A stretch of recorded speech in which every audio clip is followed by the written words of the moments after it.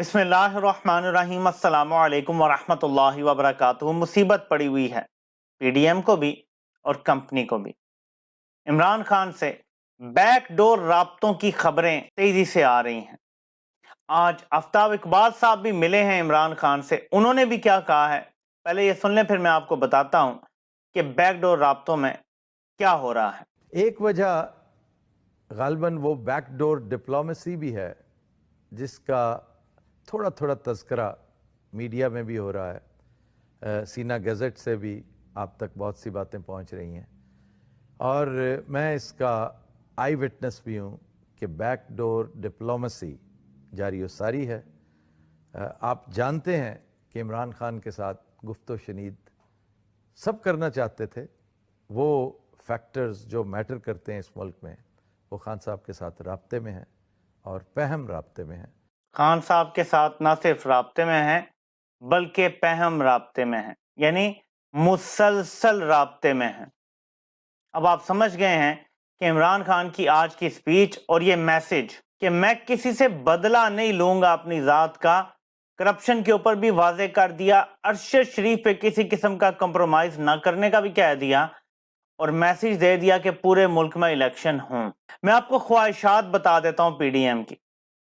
पंजाब में इलेक्शन तो रोक नहीं सकते, उन्हें मैसेज दे दिया गया है कंपनी की तरफ से कि पंजाब में और केपी का भी ज़ाहिर है कि गवर्नर मंडे ट्यूसडे तक क्लियर हो जाएगा, वरना ये कंटेम्प्ट भी लगेगी और सारा कुछ होगा अगर वो इस कार्रवाई का हिस्सा नहीं बनते।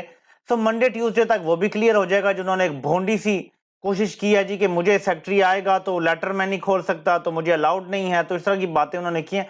पर फजलुर रहमान के रिश्तेदार से और क्या एक्सपेक्ट किया जा सकता था। तो इलेक्शन तो पंजाब और खैबर पख्तूनख्वा में होने हैं, ये नहीं रोके जाएंगे, बज़ाहिर अभी तक यही नजर आ रहा है। इनका जो डायलेमा है वो ये है कि हम किसी तरह से जनरल इलेक्शन में तो जाएं, इकट्ठे जाएं, लेकिन अभी फौरी तौर पे ना जाएं। ये बजट बना के जाना चाहते हैं, ये तब तक रुकना चाहते हैं।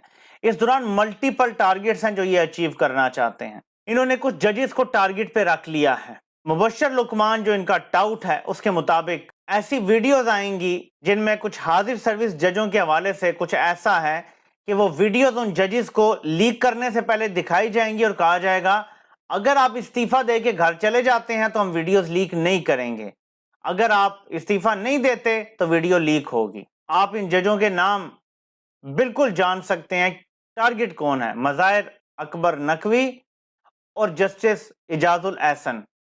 कम अज कम ये दो, अगर चीफ जस्टिस की भी कोई वीडियो है तो मुझे नहीं पता, और अगर हुई तो फिर हमें समझ आ जाएगा कि रात को 12 बजे अप्रैल में अदालतें क्यों खुली थी और अब चीफ जस्टिस ने कह दिया होगा कि इनफ इज इनफ, जो करना है कर लो। ये जजेस जो हैं खासतौर पर इजाजुल एहसन साहब और मज़ाहिर अली नकवी साहब, इनको टारगेट किया जा रहा है, जिससे ये अंदाजा लगाना मुश्किल नहीं है। वीडियोस इनके हवाले से हो सकती हैं, कंकॉक्टेड हो सकती हैं, मैनिपुलेटेड हो सकती हैं, जैसा भी है, लेकिन असल टारगेट ये है कि जस्टिस फायद ईसा क्योंकि अगले चीफ जस्टिस बन रहे हैं, तो टारगेट ये है कि वो जल्दी बन जाएं।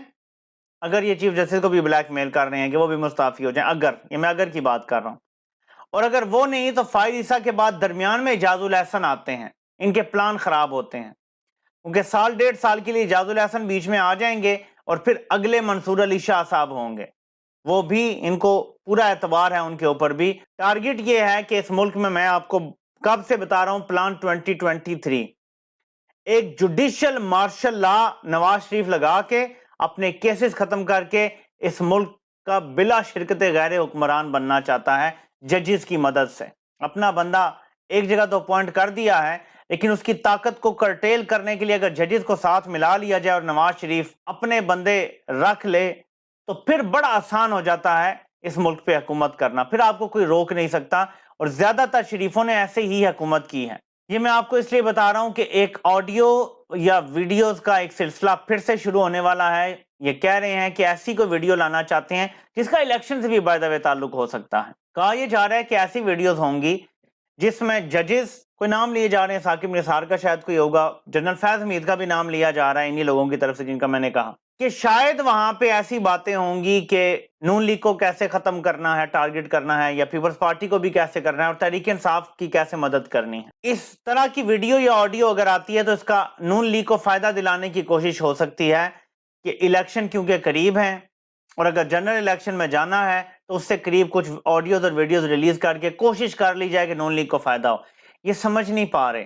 اور میں آج یہ کھل کے بات کر دیتا ہوں تاکہ ان عقل کے اندوں کو بھی سمجھ آ جائے. لوگوں کو یہ پتا تھا کہ نواز شریف کا جو پاناما میں کیس چل رہا ہے ادارہ کھڑا ہو گیا ہے اور نواز شریف کو وہ بھی سزا دلوانا چاہتا ہے. لوگوں نے اس عمل کی تعریف کی تھی کہ جج تو نواز شریف کے اپنے ہوتے ہیں, نیب چیئرمین نواز شریف کا اپنا ہے, اس گاڈ فادر کو تو کوئی سزا نہیں دے سکتا. تب ادارے کی تعریف ہوئی تھی کہ گاڈ فادر کو سزا دلانے کے لیے ادارہ کھڑا ہو گیا ہے. اگر آڈیوز میں بھی یہ ثابت ہو جاتا ہے, یہ بات آ جاتی ہے, کسی ویڈیو میں بھی آ جاتی ہے, عوام پہ اس کا کوئی امپیکٹ نہیں آئے گا. اگر کہیں یہ بیٹھ کے بات بھی ہوئی ہے نا, یہ وہ بٹ تو کاٹ دیں گے جہاں کہیں کہا گیا ہو. اگر کوئی ایسی آڈیو ویڈیو کہ جی گاڈ فادر ہے, اس نے تو سارا سسٹم ہائی جیک کیا ہوا ہے, سیسیلین مافیا کی طرح اس نے کیپچر کیا ہوا ہے سارا کچھ, یہ باتیں تو نہیں لائیں گے بیچ میں اگر ایسی کوئی آڈیو یا ویڈیو ہے. اور یہ ہو سکتا ہے اوکے جو کیسز ہیں ان میں اس کو سزائیں دینی چاہیے, اس کو نائل کرنا چاہیے, ہو سکتا ہے کوئی ایسی بات ہو. ان کو فائدہ نہیں ہوگا اس کا, بلکہ الٹا وہ لوگ جو اس کو سزا دینے کی بات کر رہے تھے یا کر رہے ہوں گے وہ ہیرو ہوں گے قوم کے. یہ یاد رکھیے گا, قوم اس قدر متنفر ہے ان لوگوں سے کہ جو بھی ان کے مقابلے میں کھڑا ہوگا اس کو وہ اپنا ہیرو بنا لیں گے. آج بھی کوئی جج ان کے مقابلے میں کھڑا ہوتا ہے قوم اسے ہیرو بنا لیتی ہے, کوئی جرنیل ان کے مقابلے میں کھڑا ہو جائے قوم اسے ہیرو بنا لیتی ہے. ان سے لوگ اتنے متنفر ہیں. تو مجھے نہیں پتا یہ آڈیوز اور ویڈیو سے کیا نکالنا چاہتے ہیں. بہرحال ظاہر ہے کہ ایک جوڈیشل مارشل لا کا نواز شریف کا پلان ہے, جو پلان 2023 میں آپ کو 2-3 سال سے بتا رہا ہوں. اب بالکل ہم اس کے اوپر وہ مومنٹ آف ٹروتھ آ گیا ہے. یہ چاہتے ہیں کہ فائز عیسیٰ اور منصور علی شاہ کے درمیان جو ایک ہڈی ہے وہ نکل جائے, اور وہ ہے اعجاز الحسن صاحب. تو آپ سب نے اس پہ نظر رکھنی ہے. یہی ڈیولپمنٹ ہے جو آگے پاکستان کا فیصلہ کرے گی. اگر تو یہ کامیاب ہو جاتے ہیں ریموو کروانے میں کچھ ججز کو, تو نواز شریف کی سزائیں بھی ختم ہوں گی اور وہ یہاں پہ آ کے ایک ڈکٹیٹر بھی بنے گا, اور آپ سب یہ ہوتا ہوا دیکھیں گے. یہ جو بات کر رہے ہیں کہ ہمیں بجٹ تک انتظار کرنا چاہیے, سارے الیکشن, عمران خان کو شاید ڈائریکٹ انڈائریکٹ اس طرح کے پیغامات بھی پہنچائے گئے ہیں. کیا عمران خان یہ مان جائیں گے؟ عمران خان یہ بات کسی کو بھی نہیں بتا رہے, رابطوں کا, بات کا, پیغامات کا, سب کچھ سینے سے لگا کے. اب عمران خان سیکھ گئے ہیں یہ سبق, اور یہ بڑی اچھی بات ہے کہ وہ شیئر نہیں کر رہے اپنا پلان, لیکن ہم مشورہ تو دے سکتے ہیں. خان صاحب یہ ڈیلے صرف اس لیے کروانا چاہتے ہیں کہ آپ کے جو کیسز ہیں یہ ان کو میچور کروا کے آپ کو نائل کروانا چاہتے ہیں الیکشن سے پہلے. یہ کسی الیکشن میں نہیں جانا چاہتے جب آپ سٹل اویلیبل ہوں اور آپ بھی ممبر اسمبلی بن سکتے ہوں. آپ کی جان پہ حملہ تو انہوں نے کرنا ہی کرنا ہے, وہ تو انہوں نے کوشش کروانی ہے, لیکن نہ اہلی کم از کم ان کا آپشن ہے. ان کو ٹائم نہیں دینا آپ نے. آئی تھنک اور تلوار ٹوٹ گئی میں ٹیپو سلطان کا ذکر کر دیتے ہیں, کیونکہ کئی جگہ آپ جب مذاکرات کرتے ہیں تو آپ کی وہ غلطی ہوتی ہے. تو اس میں رائٹر نسیم مجادی صاحب لکھتے ہیں کہ جب انگریزوں کو فیصلہ کن شکست دی جا سکتی تھی تو ٹیپو سلطان کے والد نے ان کے ساتھ ایک معاہدہ کر لیا تھا, جنگ بندی کا معاہدہ. وہ اپنے الفاظ میں لکھتے ہیں کہ یہ ایک بڑے انسان کی بڑی غلطی تھی, کیونکہ اس کے بعد انہوں نے پھر طاقت پکڑی اور اس کے بعد آرام سے میسور کی ریاست کو جینے نہیں دیا. انہوں نے بار بار حملے کیے, یہاں تک کہ بالآخر میر صادق کی غداریوں کے باعث ٹیپو سلطان بھی شہید ہو گئے اور قبضہ انگریزوں کا ہو گیا. آپ نے اس موقع پہ, یہ وہی مومنٹ ہے, آپ نے محصور کر لیا ہے ان کو اپنے کلوں میں, سب کو, کمپنی سمیت, پی ڈی ایم سمیت.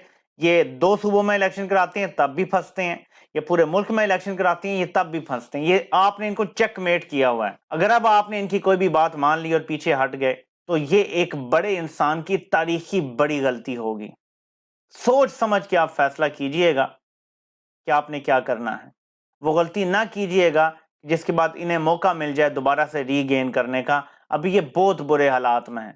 آئی ایم ایف کا پروگرام چالو ہو جاتا ہے, عوام کو سچ نہیں بتائیں گے کہ اگلے سال بھی کتنے ارب ڈالر ہم نے دینا ہے, اگلے 3 سالوں میں ہم نے 75 ارب ڈالر واپس کرنا ہے, بلکہ یہ پھر سے جھوٹا بیانیہ نیلے پیلے چینلوں کی مدد سے بنائیں گے کہ دیکھیں جی عمران خان جو ڈیل خراب کر کے گیا تھا وہ ہم نے کر لی اور وہ چلتا رہے گا, یہ آپ کو نائل کروائیں گے. اور کچھ نہ کچھ لوگوں کی یاداشت بھی کمزور ہے, کچھ نہ کچھ گین کرنے کی کوشش کریں گے. ایون دو جس طرح کی مہنگائی آنے والی ہے, جس طرح کی لوڈ شیڈنگ ہے, میں تو حیران ہوں کہ ان کی عقل کہاں گھاس چرنے گئی ہوئی ہے. ان کی جگہ میں ہوتا تو اسمبلی توڑنے کی مدت تو آج سے 5-6 مہینے پہلے تھی, لیکن چلیں تب بھی نہیں تھا. جیسے ہی مفتاح اسماعیل نے آئی ایم ایف کا پروگرام بحال کروا لیا تھا نا, انہیں اسمبلی توڑ دینی چاہیے تھی. یہ کہہ کے کہ عمران خان نے آئی ایم ایف کا پروگرام ڈیریل کیا تھا, ہم نے مشکل فیصلے کر کے پروگرام بحال کیا, اب ہم الیکشن میں جا رہے ہیں, تب بھی یہ ریکور کر جاتے.